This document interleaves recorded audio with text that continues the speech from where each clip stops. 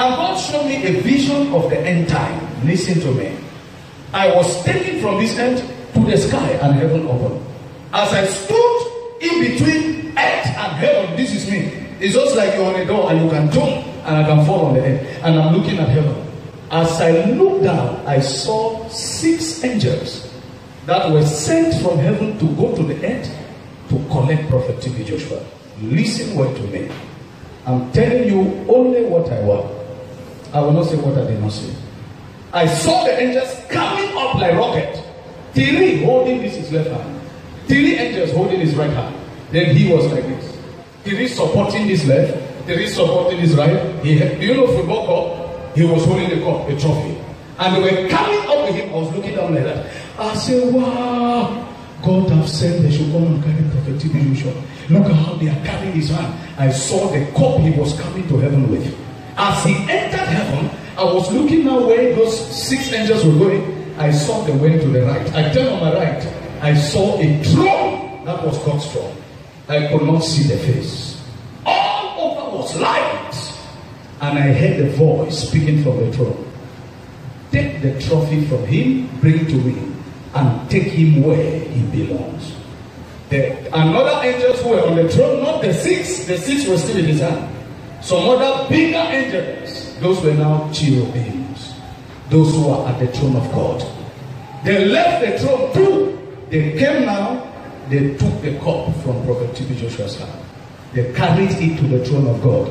And the voice spoke, take him to his place. And the 6 angels, they were carrying him now to where he has inherited in heaven.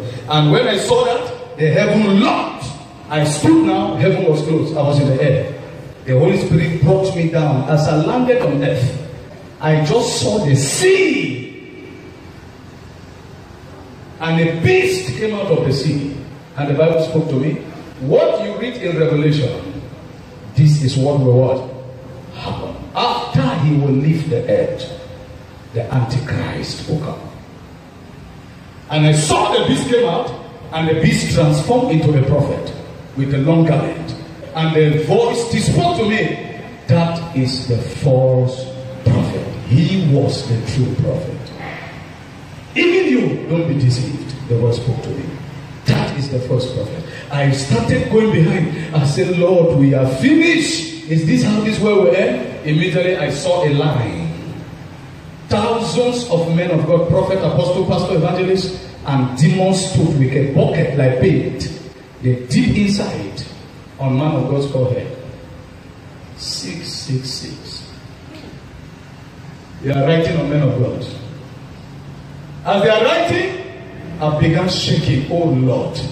Would they write? They wrote until the line is not ending. Suddenly they were through. I just saw 3 demons were in front of me. They said, what are you thinking? They were holding the bucket. They laugh.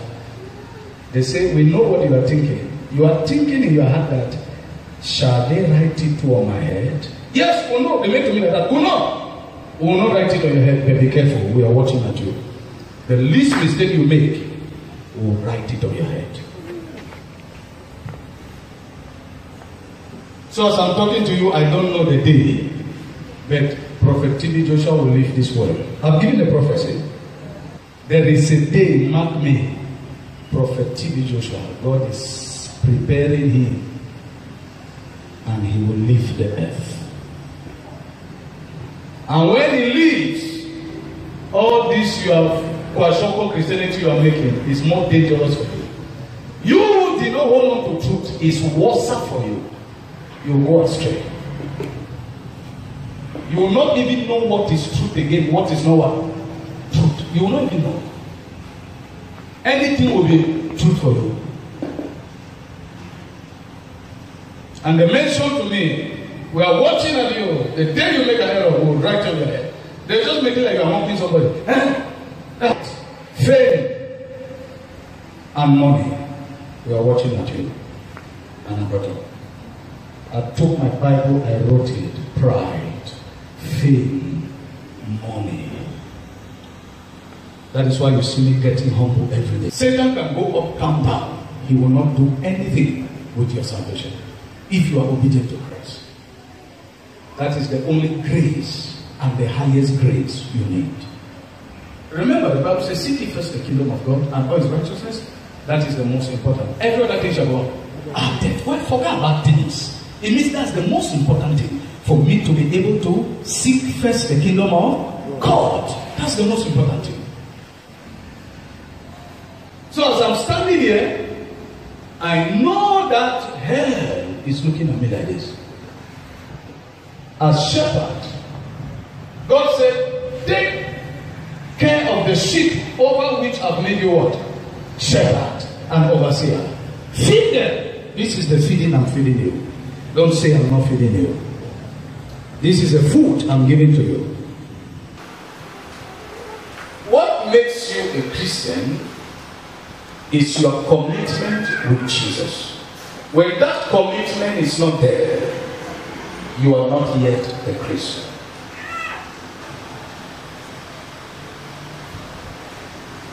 For you to be a child of God is your commitment with Jesus. To hear what he says, to hear what he wants you to do, and for you to do it. That means you are a Christian. To hear what he says, to know what he wants you to do, and you what? Do it. That makes you a Christian.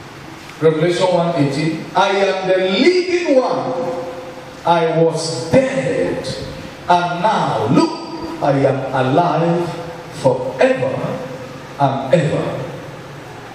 And I hold the keys of death and hell. Hallelujah.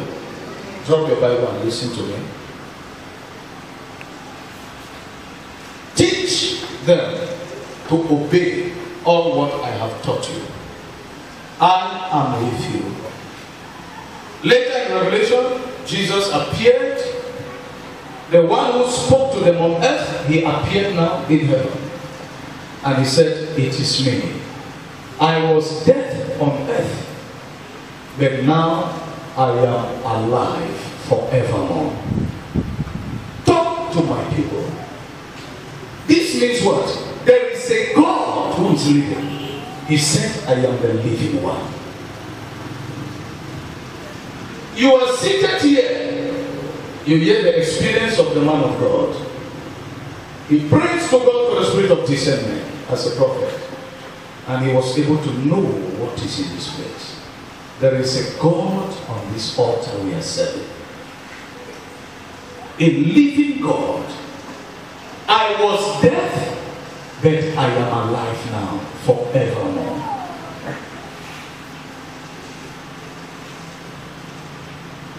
Teach them to obey.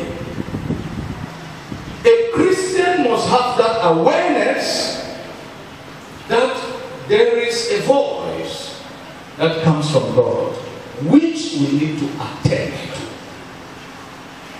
The voice of God drags us to obey.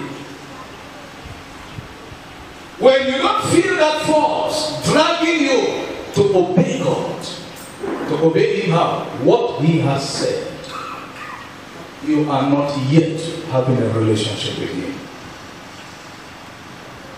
The work of the ministry is on the foundation of obedience.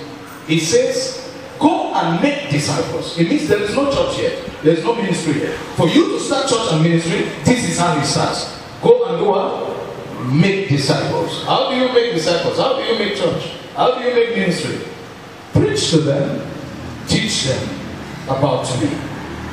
Let them what? Obey. Talk to them my word and let them obey. As they obey and you talk to them, I am with you. Tell it the other way around. When they don't obey, I'm not with them. When you don't also teach them the right thing, I'm not also with you. The strength of Christians and Christianity is obedience to the voice of God. The Bible says the soul of a righteous man suffers in the midst of ungodliness. The Bible says Lot was in Sodom and Gomorrah, and his soul did what? Suffered in the midst of what he saw the people doing. When there is disobedience, It drags us to the voice so that we align ourselves. Are you hearing me?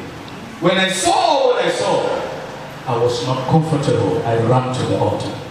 Took the word of God. Let me hear what God is saying. Let me check what is wrong and align to what is what? Right. And I read his word from 1 p.m. to 6:11. All the evangelists that were sitting there, nobody knew what I was going through. I sat there, they were only coming, passing. You wonder this should have been in shape. 1 o'clock to 6 o'clock, I did not shake from there. I will kneel down and pray. I hold the Bible, I read, I bend my head. I pray until 6 o'clock. 6 o'clock, I told them, put me a pillow in the office. I carried my Bible, I transferred for them. Till 10 o'clock in the night. I went home. He made 2 hours. 1 o'clock, I left my room. I entered the parlor. Prayed until on the floor until 5 this morning. That is what makes you a Christian. Teach them to obey. Teach them to obey my word. I am with you. That is the God we serve. The God who changes us. The God who drags us to hear his word and obey his word. That is the only God I know. That is the living God. Anything out of obedience is not God. It's not God. The word of God must bring you to decision making. Are you hearing me? The word of God must bring you to what? Decision making.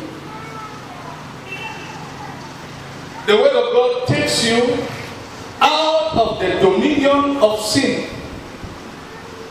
and puts you into obedience of God's word.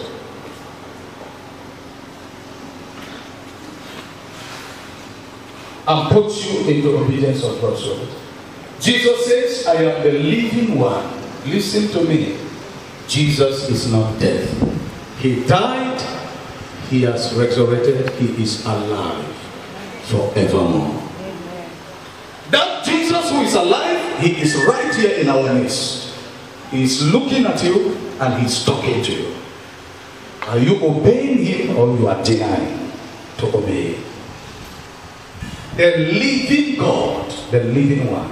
That is the God we are serving. There is no serving God without hearing his voice, his word. That drags you to obedience. That is the gospel. Find out what pleases God. Then you are a Christian. Then you are wise. Ephesians chapter 5, verse 10, verse 17.